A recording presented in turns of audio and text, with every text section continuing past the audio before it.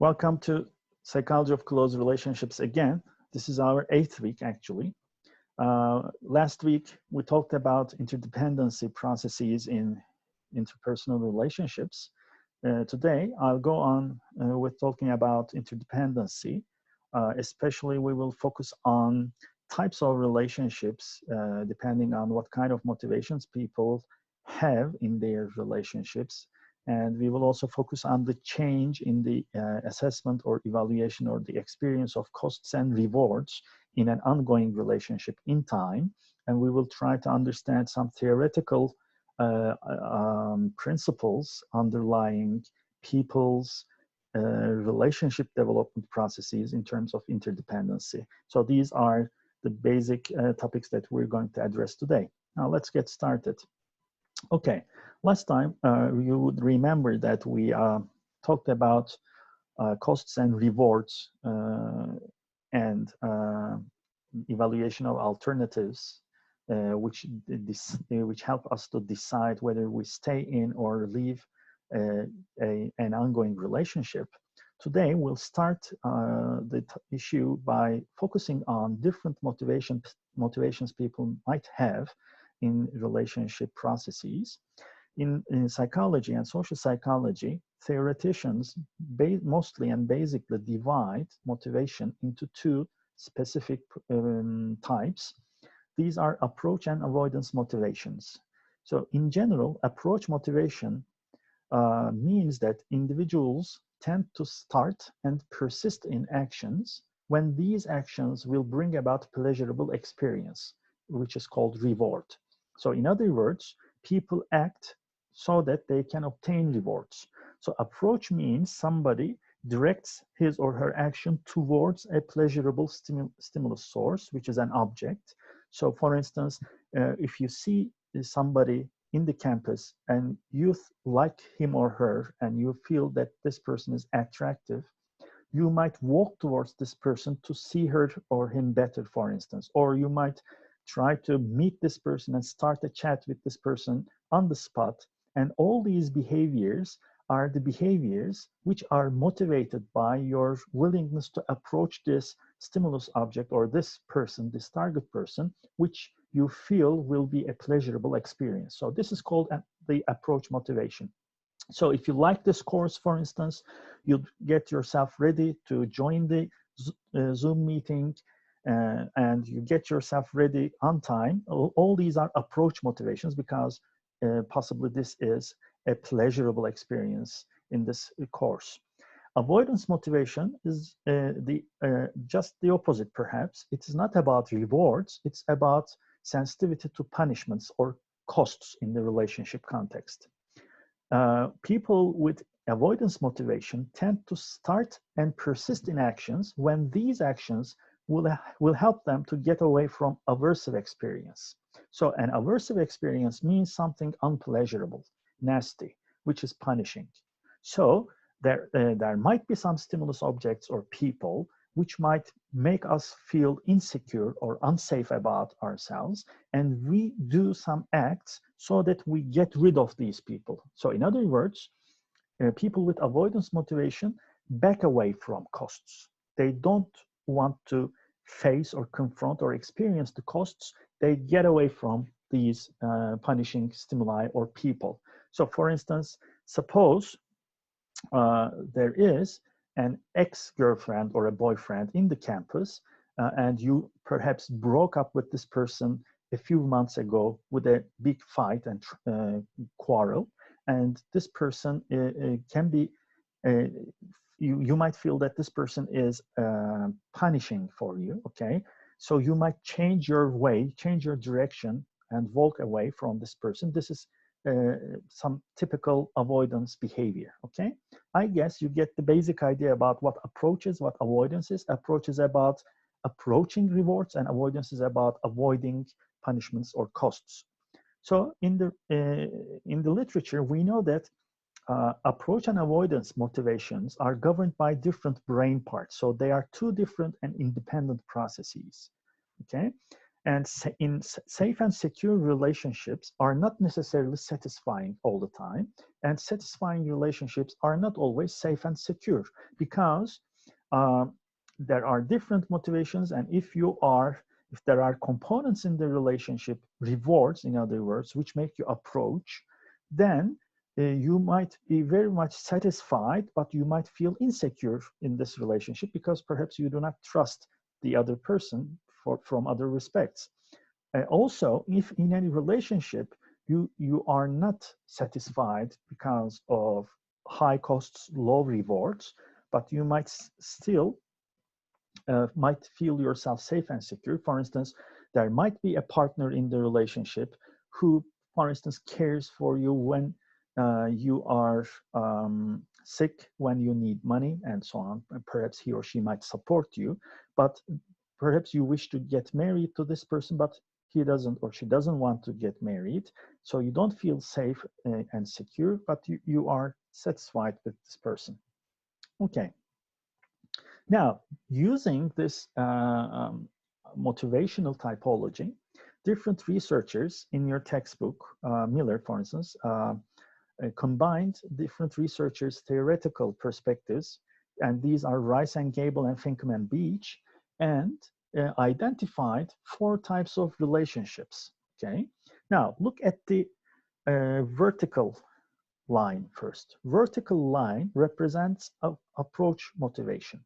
It is possible that in a relationship, an individual's approach goals or motivation can be satisfied. So the top end of this vertical line represents that person's approach goals, in other words, person's motivation to have and maintain an intimate relationship, a positively rewarding relationship, is satisfied. This point is satisfaction of approach goals, whereas just the opposite pole represents the dissatisfaction or unsatisfying approach goals. What happens then? So it is possible that in a relationship, the person might have his or her approach goals fulfilled. In this case, this person would experience plenty of novel, enticing rewards. So it's very rewarding being with this person. There are many rewards, and the relationship is passionate and invigorating. Okay, so it's a very interesting, exciting, passionate, lovely relationship if the approach goals are fulfilled. So if a person is in need of approaching an attractive, likable person who is providing many rewards, and if this person is rewarding in return, then the approach goals are fulfilled. But it is also possible that the person is in need of, for instance, being taken care of, okay? Or the person is in need of being kissed, for instance, or cared in other ways.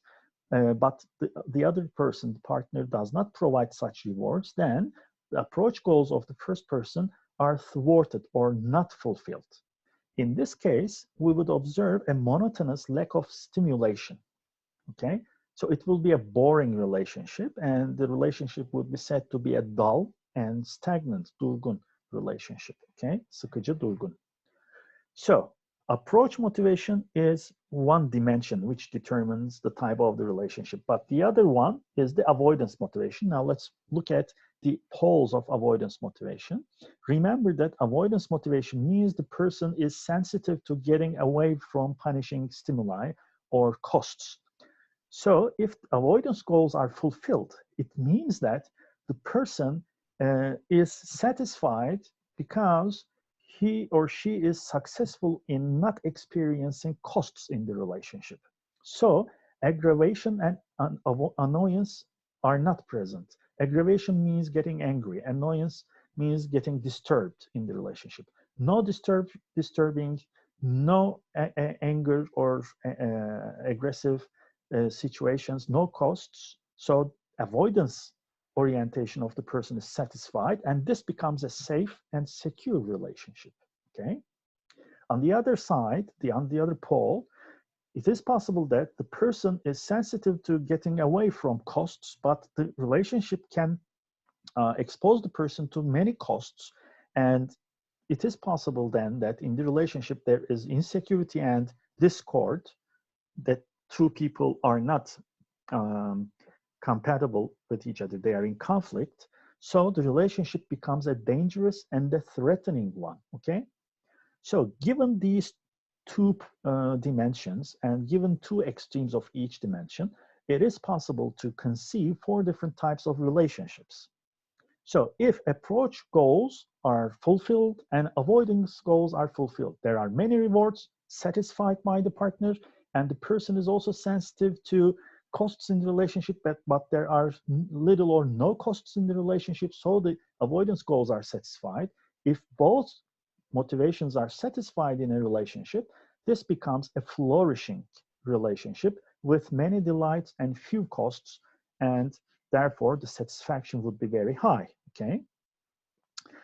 But if both, let's go this way, okay? So if both are fulfilled, it is flourishing. What if both are not fulfilled, thwarted? Then the person is sensitive to avoiding negative outcomes in the relationship, and the person is in need of having rewards, but there are no rewards. So the relationship includes both dull and stagnant and dangerous and threatening qualities. Then this becomes a distressed relationship. There are few rewards and many costs, and it is possible that the relationship will dissolve in the future, okay? So distressed versus flourishing. Both are satisfied, then it is called flourishing. Both are dissatisfied, then it's called distressed. What about one of them is satisfied, but the other is not? So if approach goals are fulfilled, but avoidance goals are thwarted, then we have an unstable, precarious relationship with many delights and many dangers. So there are many rewards. Perhaps there is a very exciting sexual interaction between the partners, but also one of the partners is very critical about the other, and there are always quarrels. So there are both good rewards, high-level rewards, and high-level costs. Then it becomes a precarious relationship. Okay, and just on the opposite side, we observe that approach goals are thwarted, but avoidance goals are fulfilled. So the person is feeling safe and secure, but the relationship is dull and stagnant. Now, this is called a boring relationship, no excitement in it. So it might go that way or not. So depending on which motivations people focus on, changes the type of relationship, okay? So perhaps in understanding what kind of a relationship that a couple is, or partners, two partners are experiencing romantically, it is possible to understand their motivational orientations and how much they fulfill each other's motivations. Okay, this is a theoretical model for relationship types. So there are different types, different research, of course, different pieces of research. I'm going to focus on two specific pieces of research about approach and avoidance in close relationships. The first one is by Gable and Poor in 2008. Now, Gable and Poor make a theoretical statement that the previous research indicated that a stronger approach, social and relationship goals have been associated with less loneliness, greater well-being, increased sexual desire, and more satisfying relationships. So approach motivation, being satisfied in the relationship, is important for having a satisfactory relationship, in other words.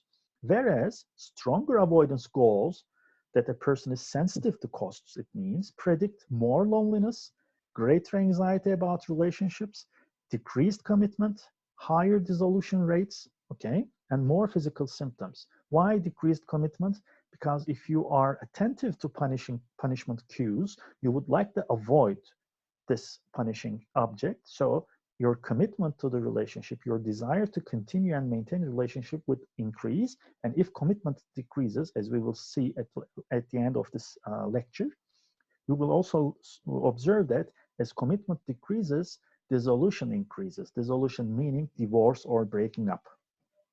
So following from these basic relationship-related findings about approach and avoidance motivations, they wanted to observe whether these people perceive the relationship-related thoughts as influencing their satisfaction. So they used an experience sampling methodology for 10 days. So they collected data every day, in every consecutive day for 10 days. And experience sampling method means that people are, in such kind of research, provided with signaling beepers, okay?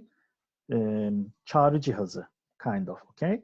Cell phones might be used for this, or specific beepers can be provided to the participants, and these beepers signal on random time periods in every day these participants, and whenever the beeper beeps, the person knows that it's time for him or her to fill out certain questionnaires by considering how he or she is feeling and thinking at that specific moment.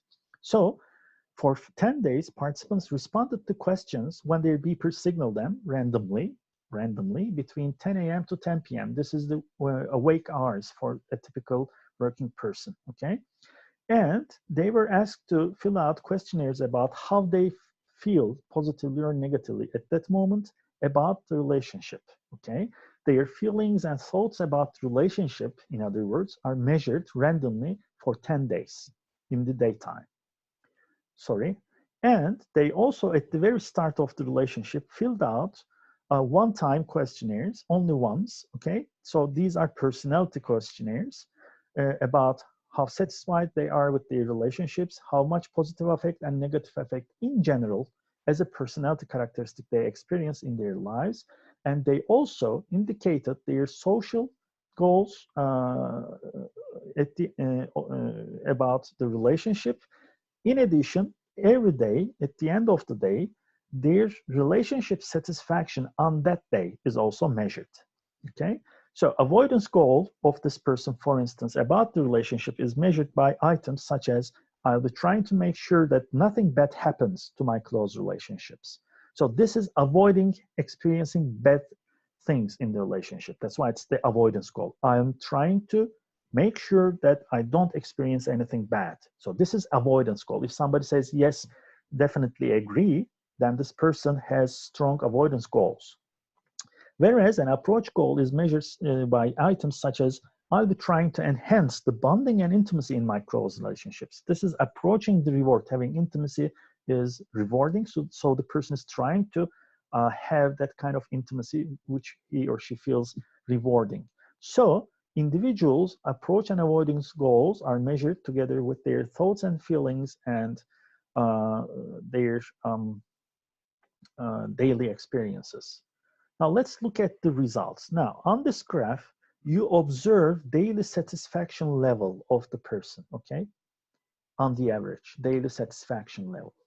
And the satisfaction is predicted by two independent variables, let's say. The first one is how much this person reports on the daily basis, positive, average, high positive, or low positive thoughts about the relationship, about the partner.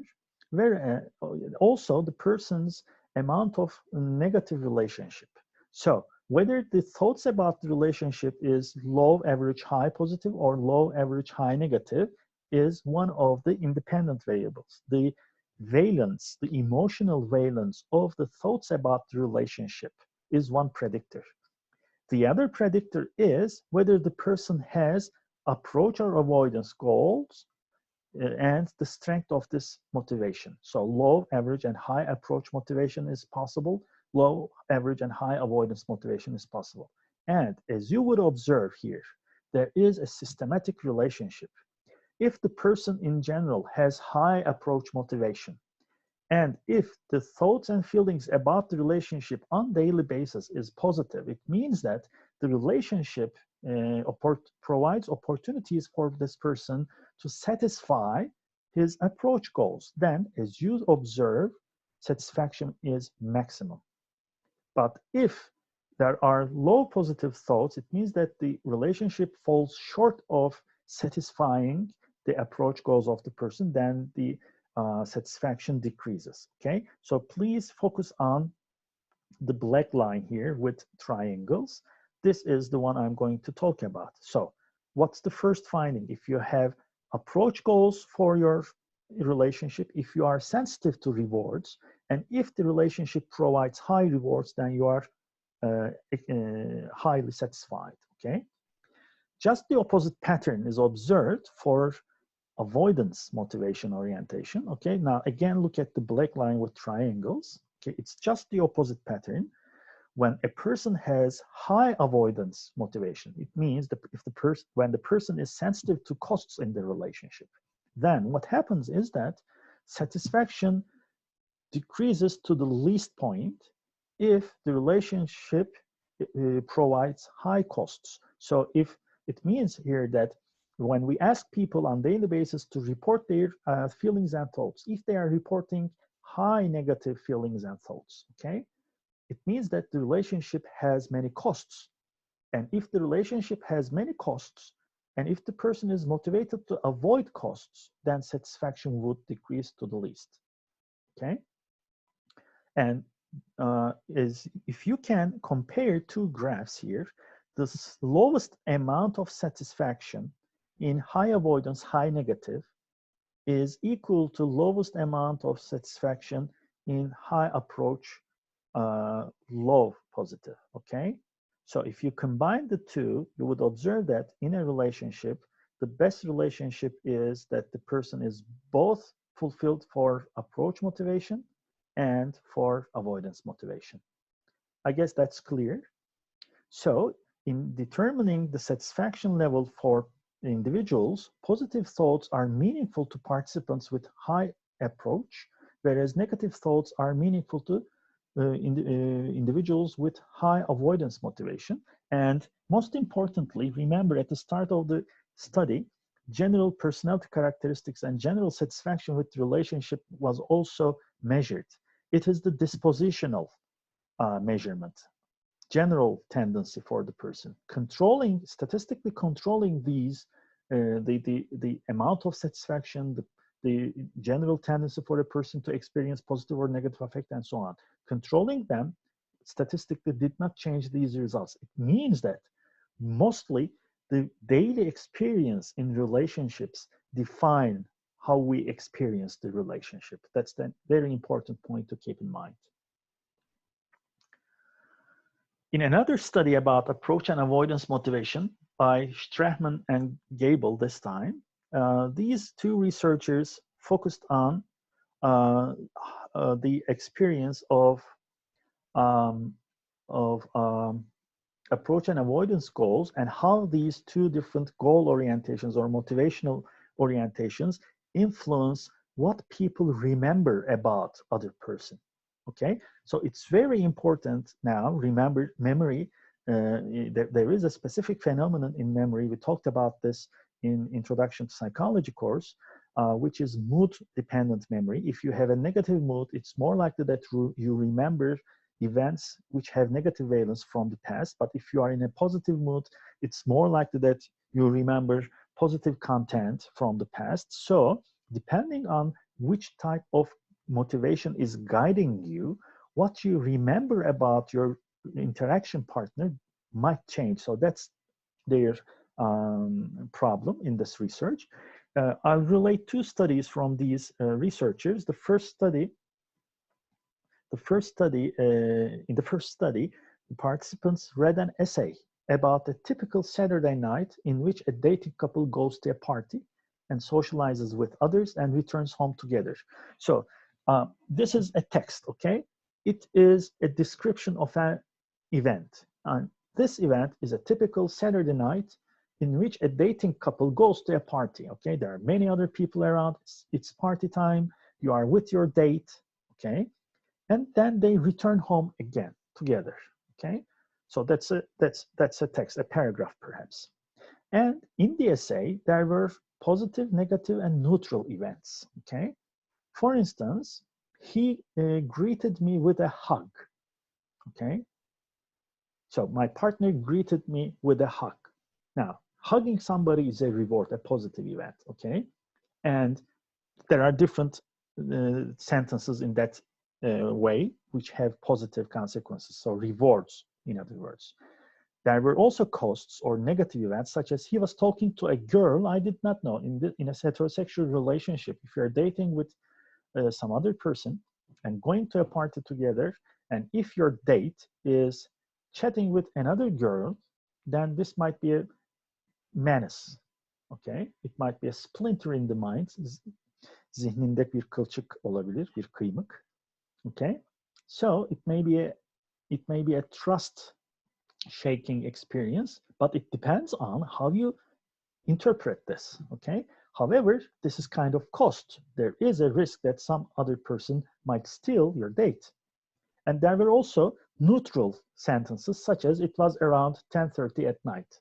No reward, no cost in terms of relationship interaction. Okay, so in this paragraph, there are different statements describing the different events, and the people, the participants, read this paragraph. Okay, now the point is their approach and avoidance goals were measured. Okay, and then they were asked to remember and rewrite the essay as they remember it. Okay, so they are expected to reproduce the story from their memory. So they have to recall. Now, the point is, if you are motivated to avoid costs, your attention will direct you to observe and interpret negative events more, which means you will elaborate on them more and remember them more. But if approach goals are guiding you, then you will attend to the positive events that take place, elaborate them, and remember them better. So the expectation was that what people remember will be correlated with what kind of motivation they have in a relationship. And look at this table now. As for the approach goals, how much approach goals are related to the content they remember. So they wrote the story again, and independent coders coded whether they remember positive or negative events or neutral events. Okay, the number of positive, the number of negative, and number of neutral events remembered is used as an index of memory. So the interesting finding is that if the person have approach goals, it is not that strong related to positive or negative or neutral memories, but how the participants interpreted the actual text, how they perceived it. He was talking to a girl I didn't know because he wanted to perhaps be with her at that moment. Now, this is an interpretation of a negative event. Now, what you observe here that if people have approach goals are not associated with neither the positive or negative or neutral memory, nor with the interpretation of positive, negative events. But if people have approach goals, if they are sensitive to rewards and want to get closer to the rewards, even neutral events were interpreted in a positive manner. Okay, that's important. So this is kind of constructive observation, constructive perception. Look at the avoidance goals. Avoidance goals were negatively correlated with positive memories, more avoidance goals, less positive memories, and with positively correlated with negative memory, more avoidance goals, more negative memories, and also interpretation of both the positive and the neutral events were negatively correlated. So if people had high avoidance goals, they interpreted positive events as negative, it means, okay? So this is kind of biased observation, biased interpretation, biased perception. And even neutral events this time were negatively evaluated. So it's very important what kind of goals we have in our minds. Whether we might, for instance, think that I love this person loves me, and whatever she does, whatever she does or he does, I know that she or he loves me and will go on loving me. Now, this is avoiding reward kind of interpretation. So even a neutral behavior of this person can be interpreted positively. But if we are expecting some sort of cost, if we are expecting some sort of harm to ourselves from the partner, then we might interpret this partner's behavior in a negative manner, although the behavior is objectively positive, okay? So that's a very important finding. Now, in study 2, they replicated these findings, this time by using an experimental approach. They first measured the approach and avoidance motivations of goal orientations of the persons, okay? In general, what kind of goals the person had were measured. This is the personality, general personality or disposition or tendency of the person, but also the researchers manipulated approach and avoidance motivations in the laboratory. In order to do this, they gave this person to read a person description, okay? So in the paragraph, there is the description of a person, the attributes of a person, and in the before reading this description, they were provided to keep in their mind a goal. So while you are reading this text, keep this in mind. In approach condition, they are told, the subjects or the participants were told to have a good time, show their good qualities, and make a good impression. How? By writing about this person. So the participant will read the text, the description of the other person, and keeping in mind to have a good time with this person in the future in a real interaction, showing to show the good qualities of person and make good impression in the mind of this person. Now they are told that write down a note describing the other person, which the other person will read. So I'm going to get interaction with another person. I read this person's person description, but keeping in mind to have good time with this person, and make a good impression to this person, I am going to write how I perceive this person on a piece of paper and note so that the other person will read it. Now here the point is what content the person will remember, or how much negative words will be remembered or positive words will be remembered. And in avoidance manipulation, just the opposite instruction was provided: not to have a bad time, not show their bad qualities, and not to make bad impressions. So what are the results? Here we have only one part that I'm going to focus. Now, there are participants in this research who have high avoidance or low avoidance orientation, okay? So the full line is, the black line is the high avoidance, the other line is the low avoidance people. And on the x-axis, you observe different conditions in the experiment, whether the person is to keep in mind to have a good time, or whether the person is to keep in mind to not to have a bad time, avoidance, okay? So depending on, at that moment, which motivation is made salient to the person, and depending on the general personality of this person in terms of having high or low avoidance motivation, how many negative words about the person description this person can remember. Now look at the results. If the person is in high need of avoiding costs in a relationship, and if this schema of avoidance is activated not to have bad time in the laboratory, then this person remembers many negative words about this person description. So having my personality as high avoidant person, if this avoidant person schema in my mind is activated, I attend all the negatives in my partner, okay? Whereas if a person is low in avoidance motivation in general, and no matter this person is made to remember made to remember the goal not to have a bad time, then this person does not remember high number of negative words. So when the avoidance goals are activated in the memory, when they are made salient, they guide us to attend to and remember then the negative aspects of our partners, if we are, especially in general as a personality, are motivated to avoid costs in a relationship. So this may, for instance, make us consider that some people might find it to start relationships because they just focus on the negative aspects of a possible potential relationship. And they might interpret even the neutral behaviors of a new person in a negative manner, and they may avoid starting a relationship. Okay, so that's why this finding is important. Okay, now let's stop here, I guess. We will go on with the rest of the topic in the next lecture hour. So see you in a few minutes. Now, okay, just a moment.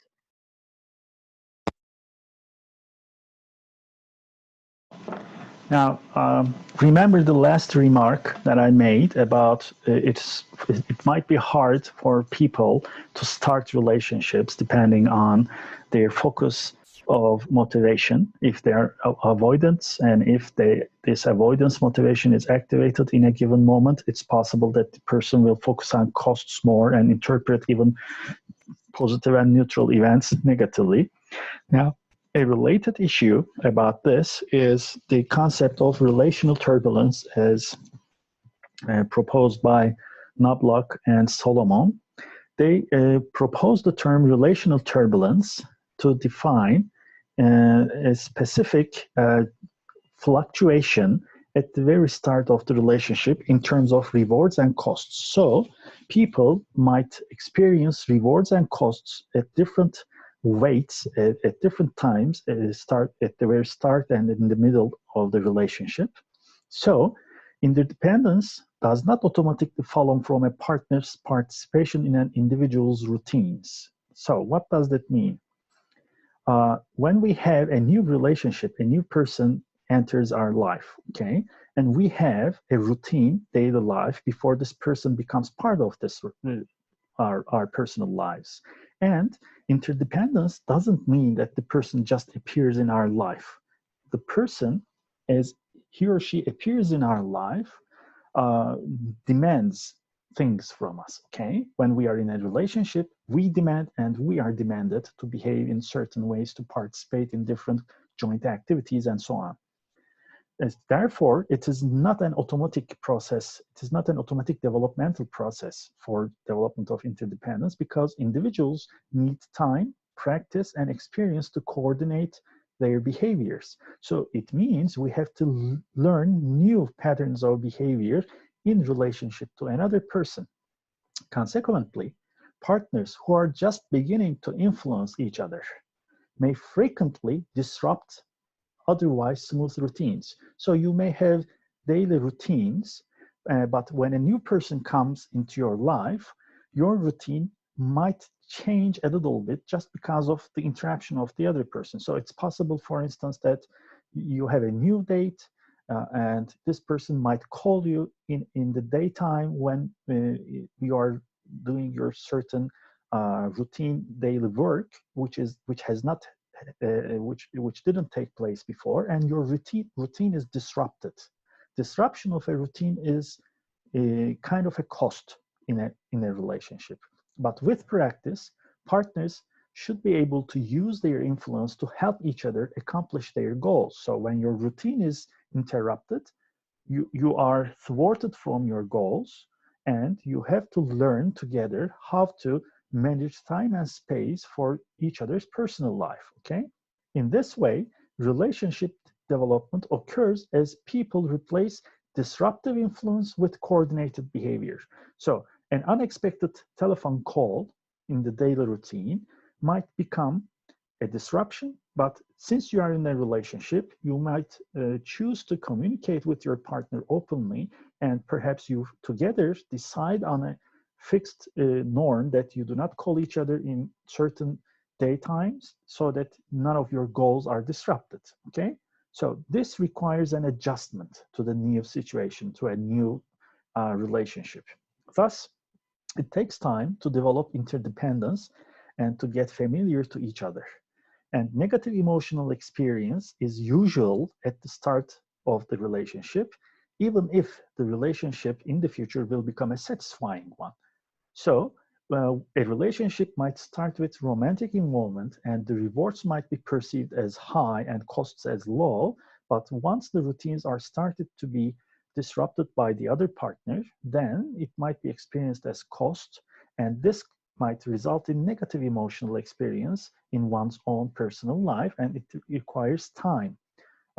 And that doesn't necessarily mean that this relationship will go wrong in the future. The relationship might become a very satisfying one, but it's inevitable because this requires adjustment.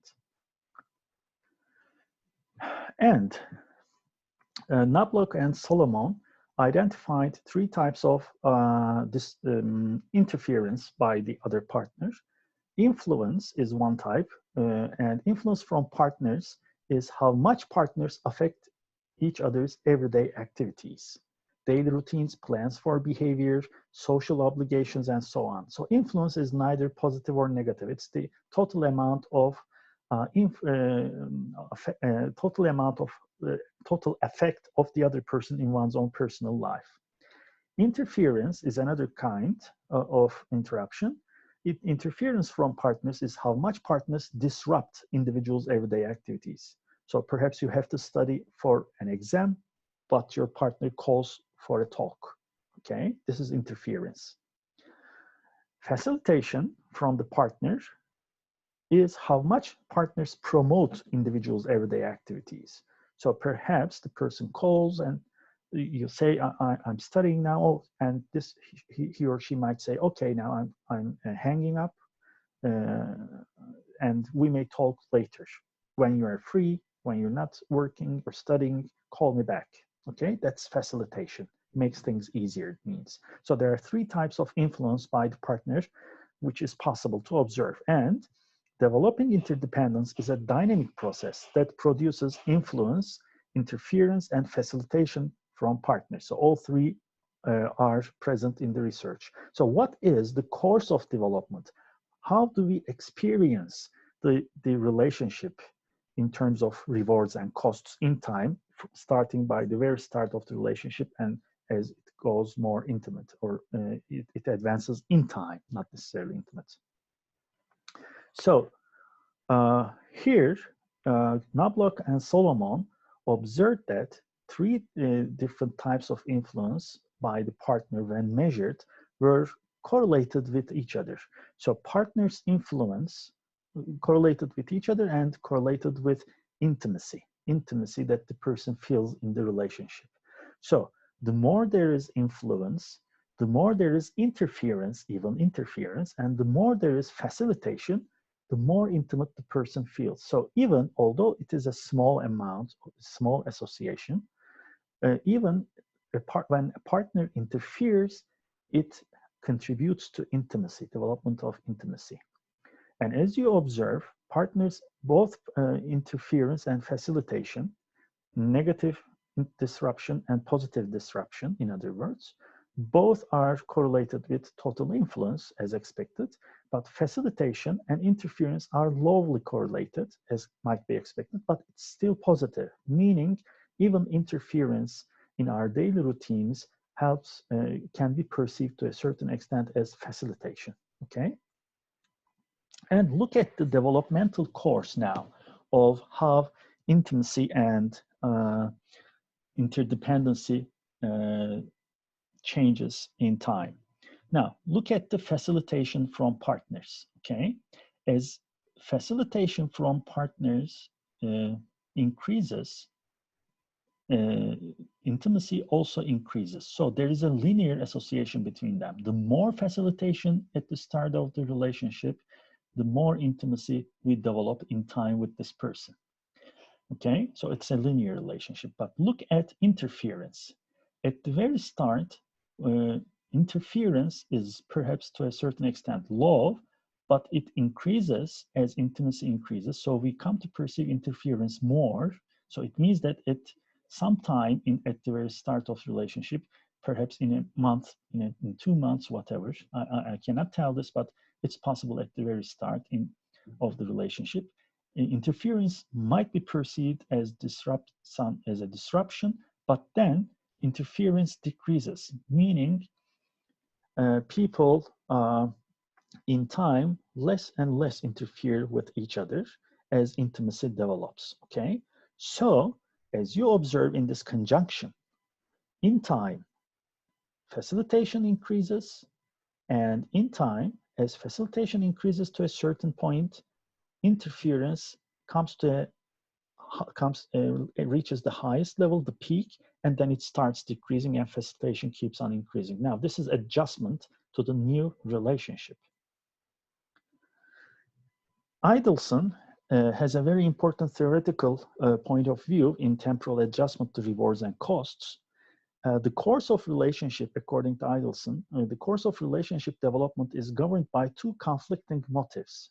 So we are in a new relationship. This relationship starts developing, but how it will change in time is motivated by two different motivations, two different needs. The first need is the affiliation need, which is defined as a desire to establish and maintain the relationship. So at the very start, you love somebody, you like somebody, you would like to have a relationship, perhaps deeper with this person, and you would like to maintain this relationship, that it would go on. So this is one source of motivation. But also you are an individual. Although you are a partner in a relationship who want to get affiliated, you are also a person, an individual, who would like to be autonomous to a certain extent, independent, okay? And independence or autonomy need is defined as a desire to be independent from others' influence and to be free to choose own actions, okay? So these should be reconciled. Uzlaştırılmaları lazım. These should be reconciled, and depending on depending on which motive is more potent, more important in a given point, it might influence our way of perceiving the relationship. And at the start of the relationship, remember, rewards are higher than costs. And in this case, if a person is a high affiliator, if the person is motivated to get affiliated, then this person, having more rewards than costs, will be satisfied. Therefore, an increase in satisfaction will be observed at the start. Okay? But as time goes by, since individual pursuit, individual daily routine is interfered, an adjustment is required. It means that costs are increasing. Okay? Thus, a temporary decline in satisfaction might be expected. And that's very healthy, actually, because it helps to realistically rethink the relationship and test the expectations. So at the start, the satisfaction will be high, but then temporarily it will drop down because of increasing costs and because the person will have a high independence need at that time, but then it will increase again when there is adjustment. So if the person perceives the costs as lower than rewards in the long run, the effect of costs on independence would decrease. Therefore, a person who is in need of autonomy or independence will experience more satisfaction in the long run.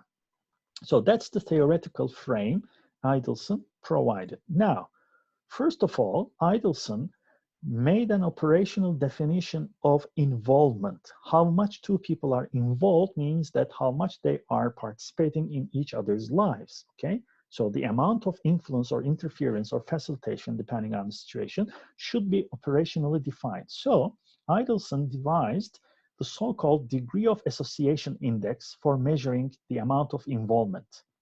This formula states that there are different activities that the person can engage in at different times, okay? So this is the average amount of the average amount of activity together. So P here equals to the proportion of interpersonal time. So how much time you spend with your partner, okay? The person X spends with person Y, okay? So degree of association is the degree of association between two people, and it is calculated by taking into account how much time these two people spent together in a certain time period, and this is PT, And T as a multiplication, as a factor of PT means that this interaction can take place for different times. So for today, you have 10 minutes of interaction. Tomorrow, you have 25 minutes of interaction. And another day, you might have, let's say, a 30-minute interaction, and so on and so forth. So on the average, as the relationship goes on and on, it is expected that your involvement would increase. But as your involvement would increase, you will lose your independence to a certain extent. At the start, your involvement would be satisfying, but it will decrease because you would like to be autonomous, okay? That's the logic of this theory. So this is the theoretical curve on the left graph, as you observe. The level of involvement increases to a certain amount at the very start of the relationship, satisfaction would become very high. But as the relationship involvement increases further, so your relationship is a little bit established, then satisfaction would decrease to a certain extent, but then again, it will increase. Now, this is the theoretical curve. This curve is drawn by theory. And then he collected data from people. He measured the degree of association from people and how much they are satisfied with their relationships. And what we observe is the empirical curve here. It is very much like the theoretical curve. At the very start of the relationship, from time 1 to time 2, okay, the relationship satisfaction increases, but then there is a temporary decrement in satisfaction as people have further time with each other, but then again, it increases. So this is the evidence to the theory that there are different motivations which govern our relationship behaviors. Now, look at these specific findings about different motivations people have. Idelson measured affiliation and independence motivations from people, from these participants, and he divided the participants into two types. There are high affiliators who are focused on maintaining their relationships to rewards, and low affiliators who are not focused on maintaining the relationship. And there are people who are high in need of being autonomous, so they want to make their decisions by themselves, whereas low independence are people who do not necessarily are motivated to make their decisions by their own, okay? Now look at the patterns now.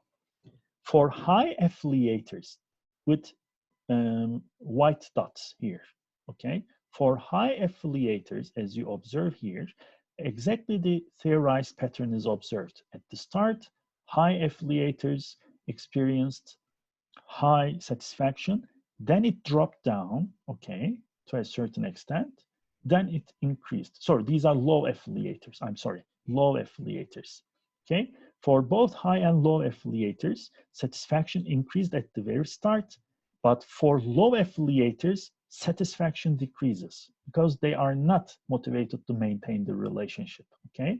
But as for high affiliators, there is not a decrement, it is flat to a certain extent. So we can say that there is a linear association between more involvement and more satisfaction.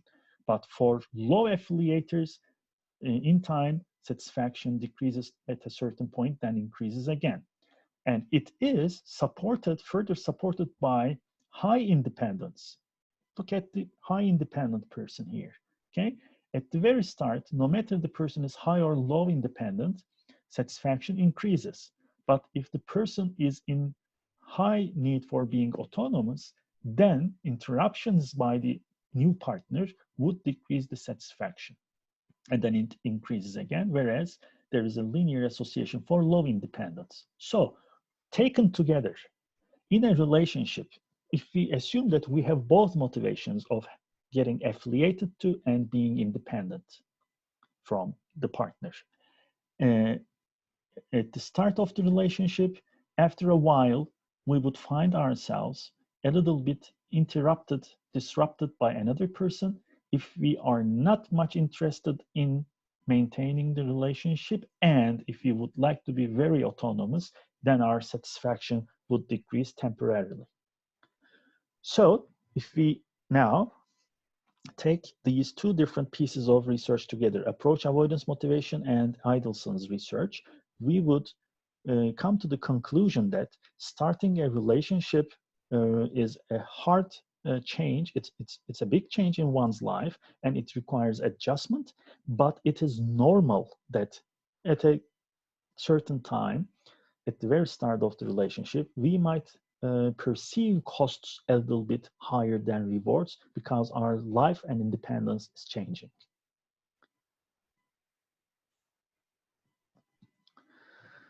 Okay, so if there are changes in satisfaction even at the very start of a relationship, then we might expect changes in satisfaction in long-term marriage. There are many different pieces of research, but the one that I take from Miller, your textbook writer, is about marital couples and married couples, and who were studied for 10 years. So that's a longitudinal study.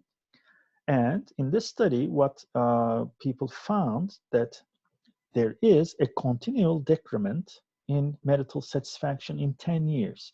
So from the very start, it starts decreasing. In the second year, it is not as high as it is in the first year, okay? But then it goes on decreasing. It's flattened in the fourth and fifth years for both men and women in heterosexual marriages. And then it decreases again towards the end of the 10 years. So that's the normal course of relationship satisfaction. So couples who have realistic expectations about each other and who do not have romantic idealism tend to be happier in 4 years of marriage, okay? That's another important finding. So, of course, there will be some romantic idealism at the very start, which is part of the rewards we receive from a relationship.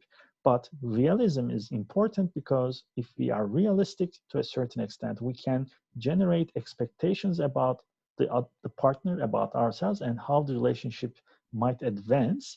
And if we have realistic expectations, it means that we are less likely to be frustrated when our expectations do not come true, because most probably they will come true.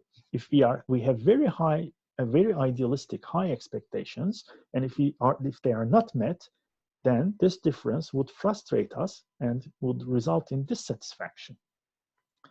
And of course, romantic and idealistic expectations are associated with low happiness. Now, why is this the case? One explanation might come from how people perceive and experience the relationships. Different people have different expectations about exchanging rewards and costs in a relationship. So, different theoreticians worked on so-called exchange and communal relationship types. Exchange relationship means that a partner in such kind of a relationship do favors, which means provide rewards with an expectation of reciprocation. So when I do something good, he or she should do something good back. So this is called exchange. I do things in order to receive things positively. But in communal relationships, people or partners do favors for others' well-being without an expectation to receive from the other person. This is kind of sacrifice, okay? Or this is just because of loving the other person, do not expecting anything back. So the differences between exchange and communal relationships are nicely put in this table by Miller in page 193. Now here, different situations are defined in the first column, okay? The situation is defined, and what the person does in exchange relationship and communal relationship differs in each of the situations. So when we do others a favor, for instance, if we are exchange oriented, then we prefer those who pay us back immediately, whereas if we have a communal orientation, we prefer those who do not repay us immediately, okay? So that's a big difference. And when others do us a favor, when our partners do us a favor, if we are exchange-oriented, we prefer those who request immediate repayment. We don't want to feel indebted, okay? Whereas if we have a communal orientation, we prefer those who do not request immediate repayment. When we are working with others on a joint task, if we are exchange-oriented, we seek to distinguish our contributions from those of others. So there is a joint project, a project paper perhaps will be written. If you are exchange-oriented, then you would like to say, I did this part of the project. That's exchange orientation. Whereas if you have communal orientation, you do not make clear distinction between others' work and your own. You do not highlight, or you do not stand out your own contributions to the project. When we help others, our moods and self-evaluations change only slightly. Why? Because we do not help to feel good. We help to receive help back. Whereas in communal relationships, our moods brighten and our self-evaluations improve because we help for the sake of helping. Okay, we feel better and we evaluate ourselves in a more positive manner because we did something which we believe to be valuable. When we don't help others, again, if we are exchange-oriented people, we don't experience any mood change. Whereas if we don't help as a communal-oriented person, our moods get worse. When we feel vulnerable or anxious, if we are under threat, if we are exchange-oriented people, we are unwilling to tell others that we are feeling. If we are in a bad mood, if I tell someone I'm feeling bad today, I'm a little bit anxious, it means I'm asking for help. If I ask for help as an exchange-oriented person, I have to help back to reciprocate. So I wouldn't tell anyone because I wouldn't like to feel indebted to these people. Whereas communally oriented people are willing to tell others about their true feelings because they don't expect anything in return, or they don't feel themselves obliged to pay back. And finally, in marriage, exchange-oriented people are less satisfied because if you do something good, if you expect something back, and if it doesn't come, it means that your approach motivation is not satisfied, so your satisfaction would be low. Whereas in marriage, if a person is communally oriented, then this person will be more satisfied because this person wouldn't necessarily look after rewards and wouldn't experience his or her effort as a cost. Okay, so depending on what type of relationship we prefer, our experiences will change. Today, finally, I would like to focus on two other points. One of them is the equity in relationships, and the other is the commitment issue. First of all, equity doesn't mean equality. Equity means that people experience a feeling of fairness in the relationship. Eşitlik değil, hakkaniyet. Türkçesi bu, hakkaniyet.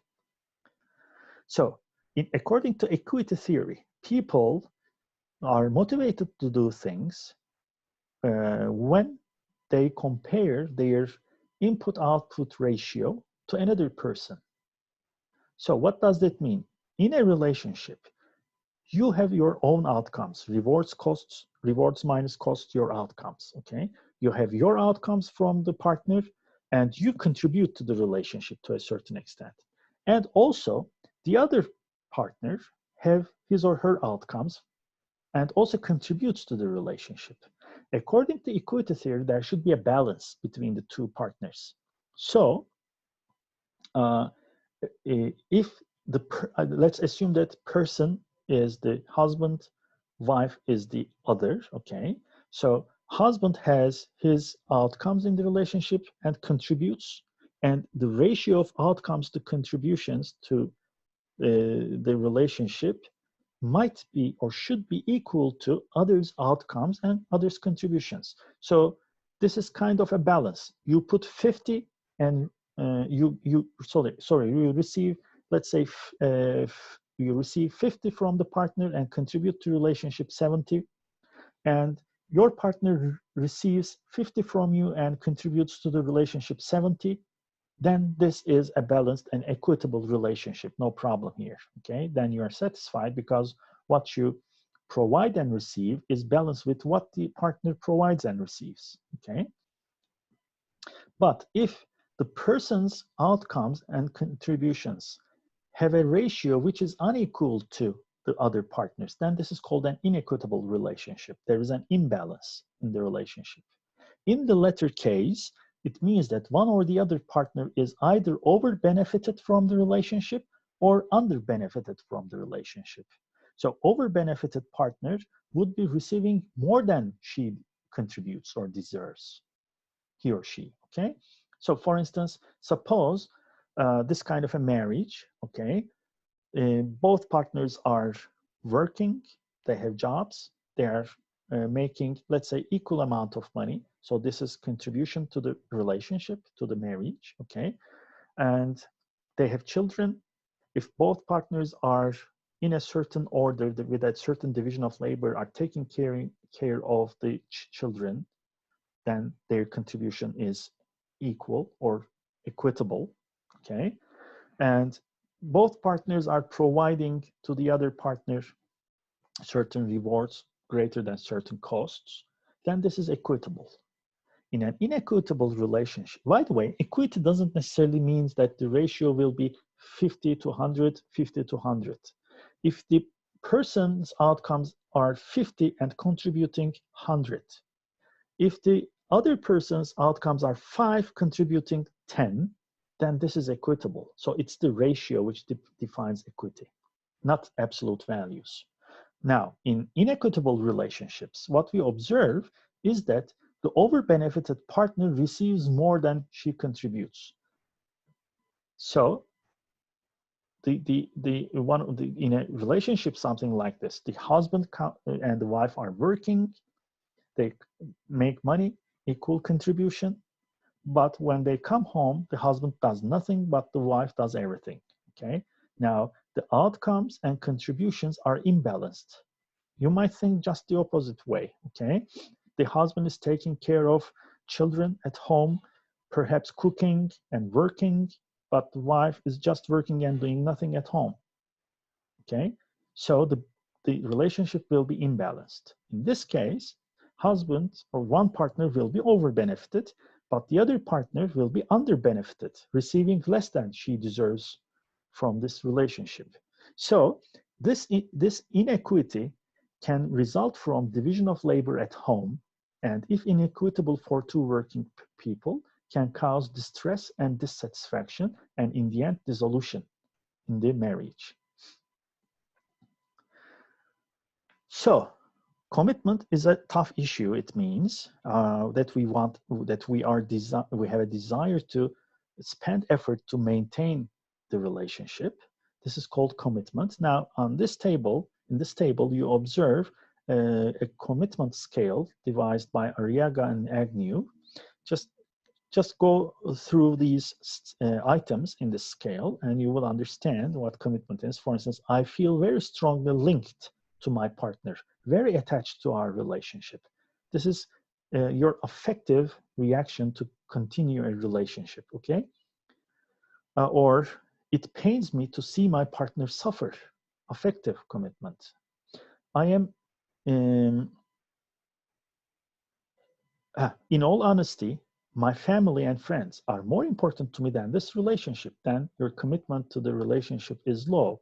I want to maintain our relationship, high commitment. I intend to stay in this relationship. I feel inclined to keep our relationship going.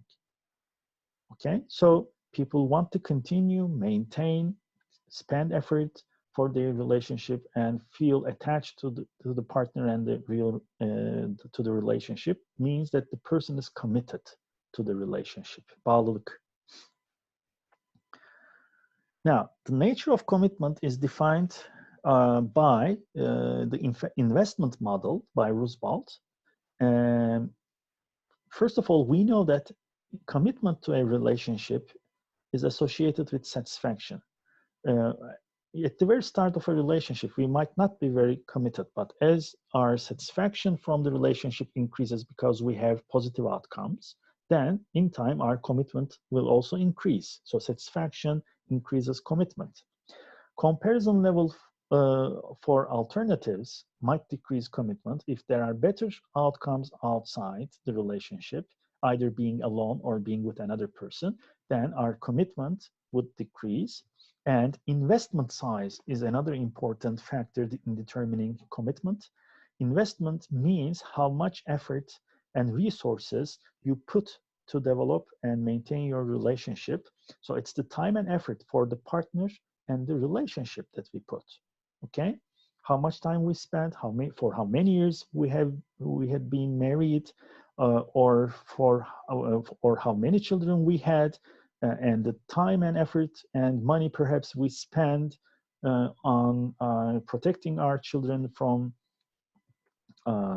diseases and so on and so forth. These are all investments to a relationship. Perhaps we had bad times together, but we survived together. This is investment and so on. So as investment increases in a relationship, commitment increases, okay? But there are different types of commitment, of course. One type of commitment is the personal commitment, which means to continue the relationship because of liking the partner and experiencing satisfaction with this partner. So this is wanting to commit. Constrained commitment is to continue the relationship because of the potential costs of breaking up or separation or divorce. So you have to commit in this case. Okay, suppose you have no alternatives outside and it would be costly to stay alone, then you keep on your relationship, you maintain your relationship, but you maintain not because you want to be with this person, but because you have to be with this person. Finally, moral commitment is about our morality judgments, and we might continue the relationship because of moral obligations, such as sanctity of family as a value. It might be important for us to keep the unity of family, for instance. It is a value. If this value is important, we would feel that we should stay in the relationship, or we might be very religious, for instance, and as it is the case in Catholicism, divorce is banned. So if a person is a good Catholic, then this person cannot divorce. So the person has a moral reason to stay in the relationship or in the marriage. And there might be social rules that we might follow. For instance, we might have a very dissatisfying relationship, but we might have children to be kept in intact family because that's how we learned in our culture, let's say. Then we feel we have to, we feel we should or we ought to stay in the relationship. So this is called moral commitment. So different people might have different kinds of commitments to the relationship, or one or more commitment types in a given relationship. So what are the consequences of commitment? What happens when we commit, in other words? Committed individuals engage in strategies to protect, maintain, and enhance their relationships. And basically, I'll focus on three strategies: accommodation, willingness to sacrifice, and derogation of tempting alternatives. So what's accommodation? If we are committed to our relationships, we are more likely to control ourselves so that we do not respond back to provocation. So there might be a quarreling, there might be a provocation from the other partner. Remember aggression literature from your social psychology course. Provocation means that there is a stimulation from outside which makes the person angry and behave in aggressive manner. But if we have this strategy of accommodation, what we do is just to cool it down there, perhaps a little bit get back. In Turkish, actually, we call this idare etmek. Birbirini idare etmek. Karı koca birbirini idare edecek. So that's a social rule or norm, for instance, okay? So the person controls himself or herself not to respond when there is a provocation. Perhaps he or she swallows insults, sarcasm, or selfishness without retaliation. So your partner is mocking with you, okay, insulting you, but you don't respond. You swallow it. You do not retaliate. You do not respond back. But this is not just because of weakness. You might be very intelligent to respond back in a very hurtful manner, but you choose not to do so because you would like to protect the partnership from harm. Okay, so this is called accommodation. Willingness to sacrifice is another strategy of of people with high commitment. It is to give other person's needs priority over one's own needs. Okay, perhaps you have a need to get some rest because it was a busy work day, but in order to maintain your relationship, you see that your partner wants to have time together with you, and you say, okay, let's do this together. Okay, this is sacrifice. You can do things that he or she would not do, or sorry, you can do things that you wouldn't do if you were alone for this person. Perhaps you don't like to eat some specific recipe, okay, or dish. Perhaps you don't like eating chicken, but since your partner likes it, you also come to like it. It is not giving in. It is not subordinating. It is making sacrifices. Perhaps you like spicy food, but your partner does not like spicy food, so you don't cook spicy things, but so that your partner can also eat these dishes, but you add some spice after you cook it for yourself. So this is sacrifice. Finally, derogation of tempting alternatives. Aşağılanması, kötülenmesi. Derogation of tempting alternatives. Baştan çıkarılan alternatiflerin küçümsenmesi, aşağılanması. So what's this? So it is judging the potential partners to be less attractive than they are. So there might be a potential, there might be an alternative around outside. So you might perceive this person as very attractive, but you say, she is not that, or he is not that attractive or handsome as I come to perceive it. Actually, perhaps he or she is ugly. Okay, that's derogation. And why you do so? It reduces the possibility of exit. Otherwise, excuse me, excuse me. Otherwise, if you find the alternative, a better one, you would exit the relationship. So if people are committed, they engage in positive action, which requires certain skills so that they maintain their relationships. So if this is the case, then what are the antecedents, öncül, and consequences, sonuç, of commitment? So if we are satisfied in a relationship, we are more committed. If we invest more in a relationship, then we are more committed. But if the quality of alternatives is better, if we perceive better outcomes outside, then we are not that committed. So if we are more committed, it is more likely that we engage in relationship maintenance mechanisms such as accommodation, willingness to sacrifice, or derogation of tempting alternatives. Okay? So if I'm not satisfied in a relationship, my commitment would decrease. When my commitment would decrease, I will not accommodate to the person. Perhaps our conflicts, fights will escalate always, okay? But if I am satisfied, then I will be committed and perhaps wouldn't hear some of the bad words and would choose to forget these bad words without retaliating them, okay? But if quality of alternatives is high, if there are better alternatives outside, my commitment level would decrease. When it decreases, then I will not engage in these strategies. For instance, if the quality of the alternatives, the outcomes outside, are perceived to be higher than my outcomes in the relationship, then I wouldn't derogate tempting alternatives. I'd say, well, that's a very attractive person. Why am I not with this person? Okay. And finally, if my investment size can be very high, it would increase my commitment and increase the probability of engaging these strategies.